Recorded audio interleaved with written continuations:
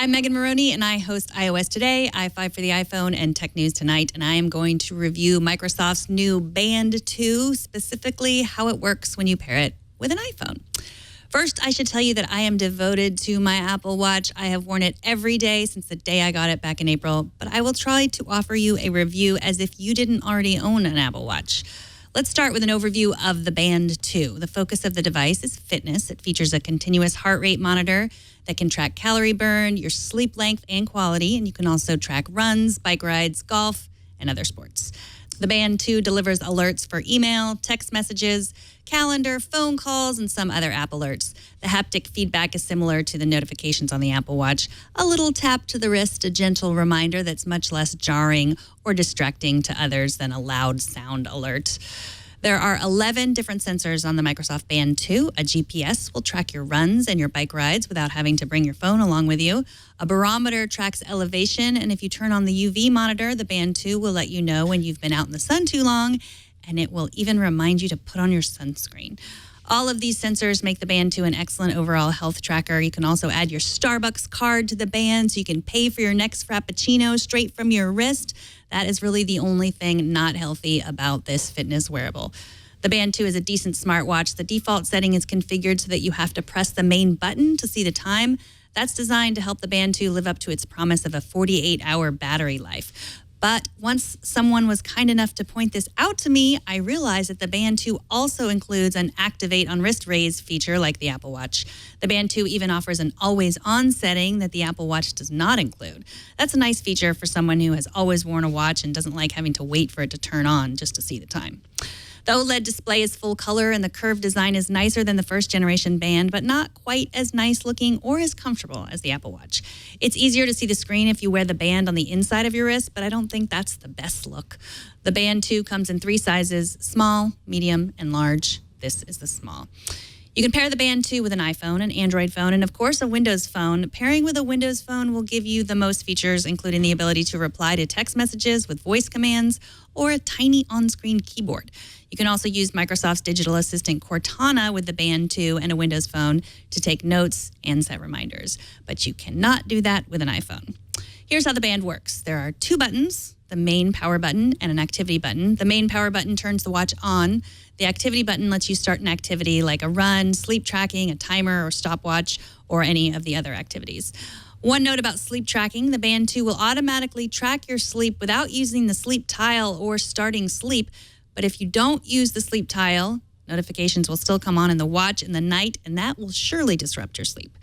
To dig into the data that your Band collects, get the free Microsoft Health app. To sign in, you'll need a Microsoft account, which is free, and which you already have if you've ever had a Windows PC or used OneDrive or Hotmail or Outlook.com.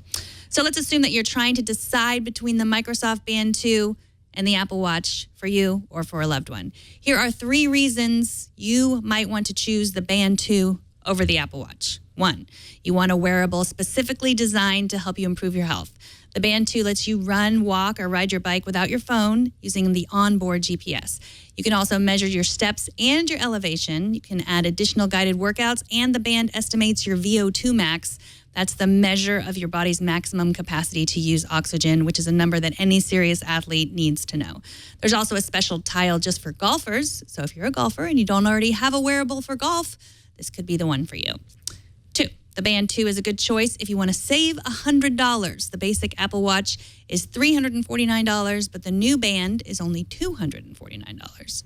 3, the Band 2 is a better wearable for anyone with a Windows phone, especially if you have no intention of switching to an iPhone anytime soon.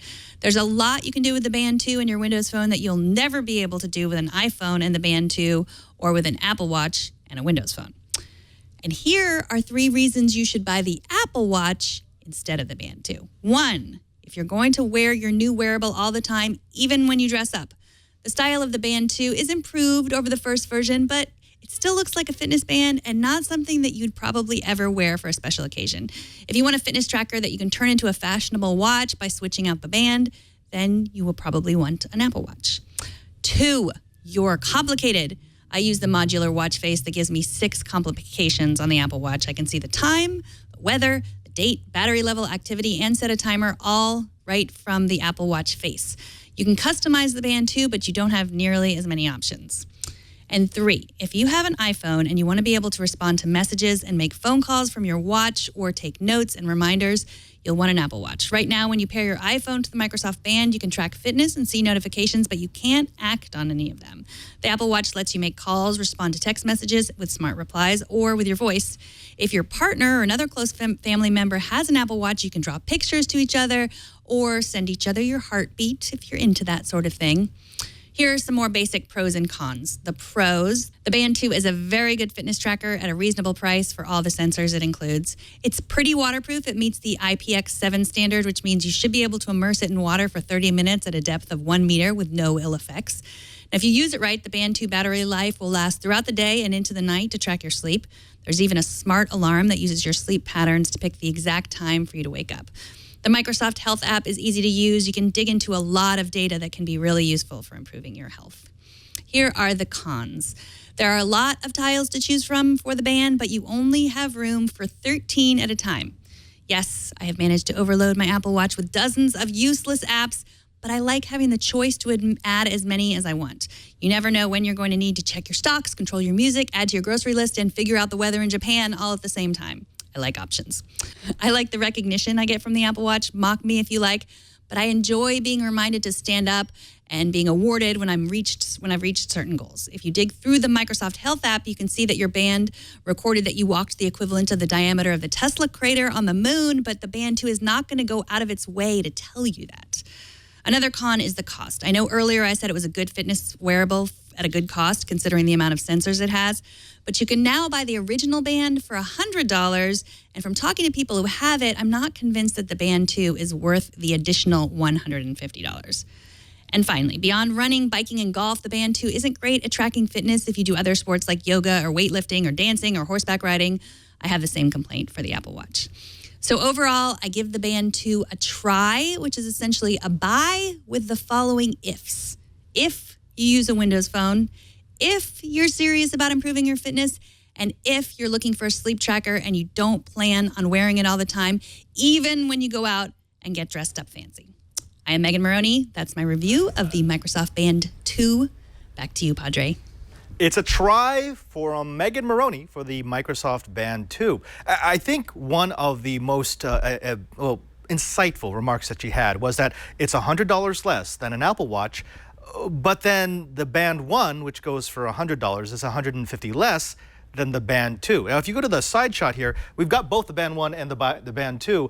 They're nice, and the Band 2 definitely does improve on both the design elements and the style and some of the functionality. But the question is it $150 better? I don't know, but Megan Morrone says you should give it a try if you are a Windows Phone user. Now, I should say that we've given it to our super Windows fan in the studio, Mr. I'm sorry. What's his name again, Brian? That's Alex Gumpel. Gimpel, right? Gimpy. Alex Gimpy. We've given it to Alex Gimpy, and he's going to tell us whether or not this makes sense for all the Windows users out there.